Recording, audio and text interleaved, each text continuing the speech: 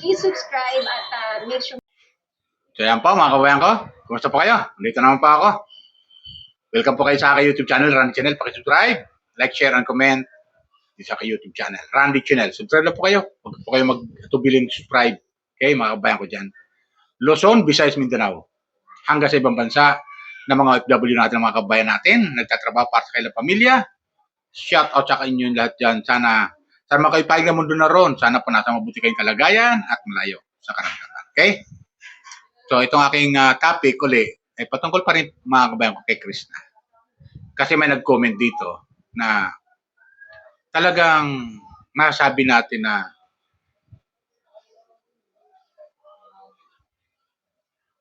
hindi talaga sang-ayon. Hindi sang-ayon kay Krishna. At masabi natin na talagang pilit pabagsakin talaga. Pilit pababagsakin talaga si Krishna ng ilang mga bashers na ayaw talaga siya tigilan itong mga ilang bashers. So, basa tayo na isang comment. Ito. Ang sabi dito ni Victoria, good evening, Sir Randy. Sabi niya. Good evening, Sir Randy. Alam mo si Krishna, kahit anong pilit niyang pagsisikap para sa kanyang sarili, ay hindi magtatagumpay dahil hindi siya marunong tumanaw ng utang na loob kay Sir Paul. Grabe naman si Victoria. Ang lupit naman yung Victoria. Huwag ka naman ganyan. Ilang bihis bang tatanaw ng utang na loob si Krishna? Ilang bihis bang magsasabi? At nananatili naman yung utang na loob ni Krishna kay Sir Paul. Ano ba yan? Talagang ayaw niya lang talagang tigilan si Krishna eh. Ayaw niya lang talagang tigilan eh. Grabe ka. Kung magsalita ka, kala mo perfect ka. Hindi ka ba natutuwa ng isang katulad ni Krishna ay kahit paano nakakamit niya na yung mga pangarap niya sa buhay? Kahit paano na wala siyang hinahamak na tao? Grabe ka. Ang lupit mo naman. Kung makapanghusga ka, kala mo perfecto ka. Walang perfecto dito sa mundo. Mag-antay ka kasi nagsisimula pala si Krishna. Isipin mo nakapagpatay ng farmhouse. Di ba mga kabayan? Nakapagpatay ng farmhouse si Krishna. Oh. Inggit ka lang yata eh. Naiinggit ka lang yata kay Krishna. Yan talaga nakikita ko. Huwag kang ganyan, Victoria. Nakakasakit ka ng damdamin. Lalo-lalo na sa aming mga viewers na sumusuporta kay Krishna. Di ba mga viewers ko? Comment lang kayo, mga Krishna fanatic dyan. Mga Krishna supporter. Di ba? Mga Pugubihero supporter. Nakakasakit ka ng damdamin eh. O ganyan. Ito, meron pang isang comment dito. Meron pa. Sabi dito ni Lorelai. Sabi niya. Sir Randy, good PM. Kung ako kay Krishna, pumunta na lang siya doon sa PB House at humingi siya ng tawad kay Sir Paul para tigilan na siya ng mga bashers. Ito naman si Lorelai, isa rin to. Palpak din to. Di ba mga kabayan ko? Ba't papupunta si Krishna doon sa PB House para humingi ng tawad? Ano ba nagawa niyang kasalanan? Kay Sir Paul, wala naman eh. Talagang maka-comment lang. Basta maka-comment lang. Wagas. Anong hihingi ni Krishna ng tawad kay Krishna? Wala naman kay Sir Paul. Wala naman sa nagawang kasalanan kay Sir Paul. Wala naman nagawa rin si Sir Paul ang kasalanan sa kanya. Ba't hihingi siya ng tawad? Alin yung mga intriga na mga kino-comment ng mga bashers niya? Yung ba yun? Papaniwala ka sa mga bashers eh, mga kuan yan, mga tungak yan eh. Di ba mga kabayan ko? Ilang basher dyan, mga tungak. Di ba mga fanatic? Mga Chris na supporter, di ba? Mga viewership ng gobyero. Ito mga bashers na to, hindi ito mga taga-suporta ni Sir Paul eh. Kasi kung taga-suporta to ni Sir Paul, mga kabayan ko, kung taga-suporta to ni Sir Paul, hindi nila gaganyanin si Krishna. Di ba? Hindi nila gaganyanin si Krishna. Bakit? Kasi si Sir Paul, ilang beses na nagsasabi sa kanyang live na tigilan, wag niyang iba si Krishna, tigilan niyo na si Krishna, wag niyo nang ibas, wala na makasalanan yung bata. Di ba?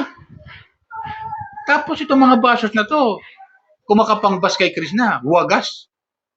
Di ba mga viewers ko? Grabe. Ayaw talagang tigilan. Ayaw talagang tigilan si Krishna talaga.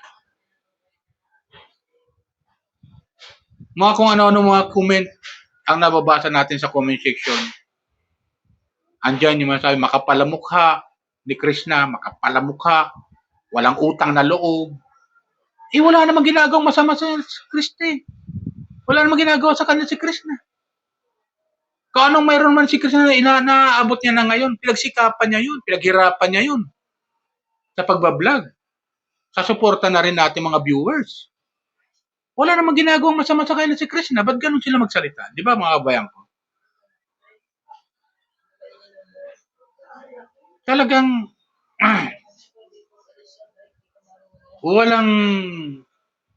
wala akong masabing dahilan kung bakit sila galit na galit kay Krishna. Wala akong makitang dahilan eh. Sa totoo lang, mga kabayan ko, wala akong makitang dahilan kung bakit gano'n lang sa galit kay Krishna. Di ba? Kayo, baka kayo, mga viewers ko, baka mayroong dahilan kayo na nakikita kay Krishna na hindi ka nais-nais, na pwede lang ikagalit itong mga bashers na to.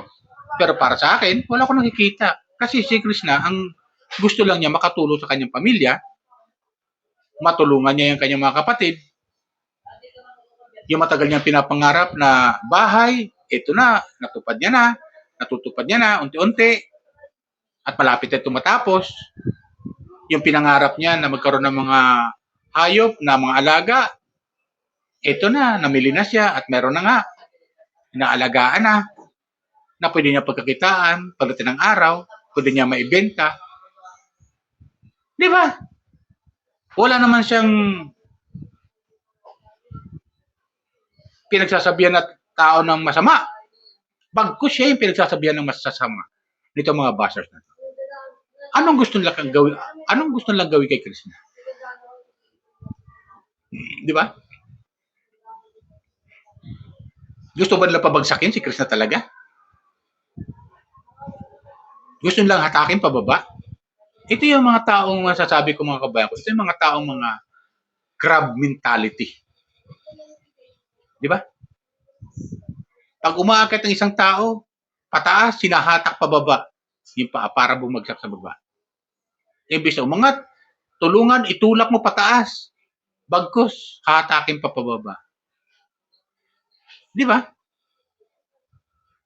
Grabe itong mga bashers na to eh. Walang pakundangan kung mambas kay Krishna, mga kung anong comment eh. Di ba? At napapansin naman natin mga kabayan, maging doon sa live ni Krishna, pumapasok itong mga bashers na to. Di ba? Kung ano naman pinagsasabi, patungkol kay Krishna. Kaya, minsan napipiko na rin si Krishna eh. Nasasagot na rin sila eh. Dahil sa kailang pambabas, paninira, na wala namang pakundangan. Anong utang na loob hinahanap nyo kay Pugong Bihero? O anong hinahanap nyo kay Krishna? Kay Sir Paul? Anong utang na loob yun? Maliban lang doon na i-recommend, na ipakilala si Krishna sa atin Pugong Bihero, natulungan. Malaking utang na loob na yun na tinanaw na utang na loob ni Krishna na yun at sinabi niya na yan paulit-ulit pa. Nagpapasalamat siya kay Sir Paul. Ano ba naman kayo? Nagpapasalamat siya kay Sir Paul na salamat kay Sir Paul, sabi ni Krishna, nang dahil sa kanya, natulungan niya ako, at ito na nga, unti-unti ko na natutupad yung aking pangarap, at sa inyo rin mga viewers, nagpapasalamat ako sa inyo, sa suporta ninyo. Ganon si Krishna magpasalamat. Di ba? Kaya ano pong masabi itong mga ilang mga comment sa comment section itong mga nila Victoria at saka ni Lorelai na kung ano-ano mga sinasabi. May inis ka lang kababayang mga kababayan ko kung nababasa mo yung comment. Kaya yung ibang mga masakit na ibang hindi ko na masyadong binabasa eh. Di ba?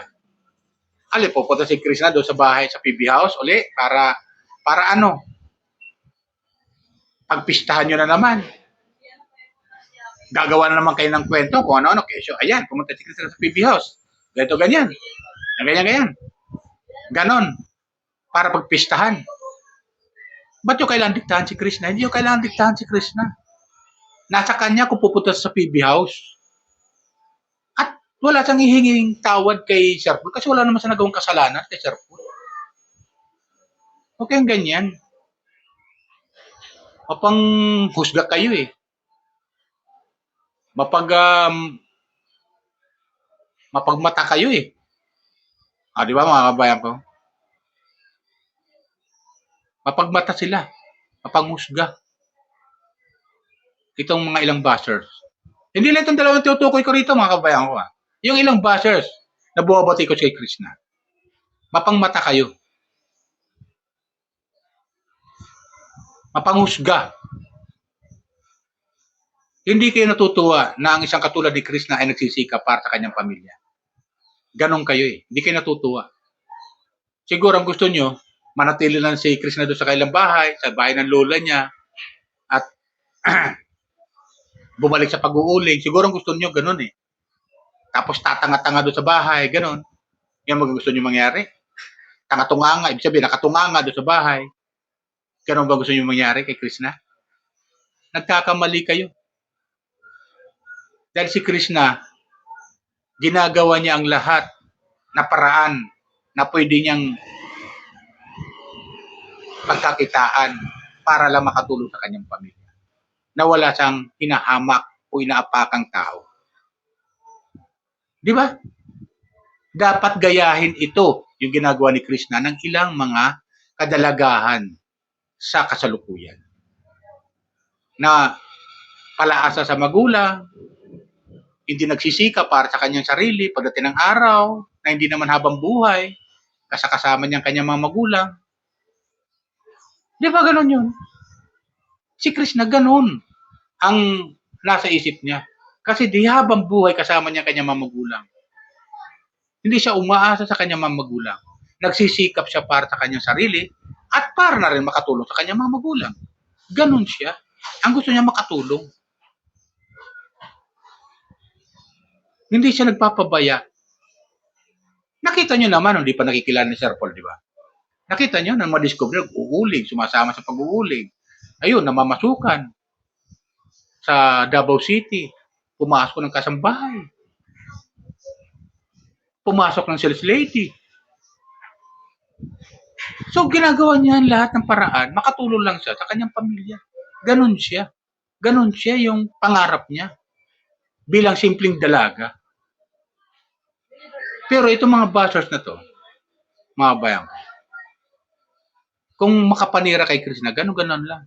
Kung magsalita sa comment section, magkapag-comment sa comment section, ganon-ganon na lang. Alam ko, itong mga bashers na to, hindi ito taga-suporta ng PBT. Hindi ito taga-suporta ng PBT. Ito yung mga masabi kong mga salot sa mga vlogger na gumagawa ng kabutihan sa kapwa. Ito yung mga salot, ito mga bashers na to. Kahit sinong charity vlogger ang mapanood mo, may mga maninirat talaga. Yan, katulad ni Pugobiyero. Di ba may si Pugobiyero, ang daming basher. Yan, si Kalinga Prab, ang daming basher. Di ba? Si Bana Alawi, ang daming bashers. Si Senator Rapi Tulfo sa kanyang programa, ang daming bashers. Kasi itong mga grupo na to talaga, masasabi ko, ito yung mga walang kasiyahan sa buhay. walang kaligayahan. Wala silang kaligayahan. Ang gusto nila mangyari, hatakin pababa yung mga taong nagtatagumpay. Yan ang gusto ng mga bashers. Ganon sila. Ganon yung mindset nila. Wala silang maitutulong o maitulong sa taong nagsisikap na katulad ni Krishna. Di ba ganun yung mga kabayan ko? Kasi itong mga taong ito, wala itong mga pangarap sa buhay. Di ba? Ganon sila. Wala silang pangarap sa buhay. Kaya minsan pag nakakabasa ka ng mga sa comment section, may inis ka lang eh. Lalo-lalo kung binabati ko sila, sinusuportahan mo. Tulad ko, sumusuporta kay Krishna. Pag nababasa ko sa comment section, may inis ka lang eh. Di ba? Kung ano mga sinasabi na paninira kay Krishna. Ganon yung mga utak nito eh. Mabaliktad yung mga utak nito mga kabayan ko. Okay? So yun lang sa akin mga kabayan ko. Mamaya naman ulit upload ulit ako ng aking mga comments sa video patungkol kay Krishna at sa ibang mga charity vlogger na aking kinokomentaryahan. Okay? Suportahan nyo lang ako mga kabayan ko sa ibang mga kinokomentar ko. Tulad ng Kalingap. Sana manood kayo sa aking mga upload video tungkol sa Kalingap na mga love team. Panoorin nyo yung mga aking mga comments sa video sa mga love team ng Kalingap. Okay? Ilan po? Bye! Ingat po lagi. Pangpalain po tayo ng pumikapal.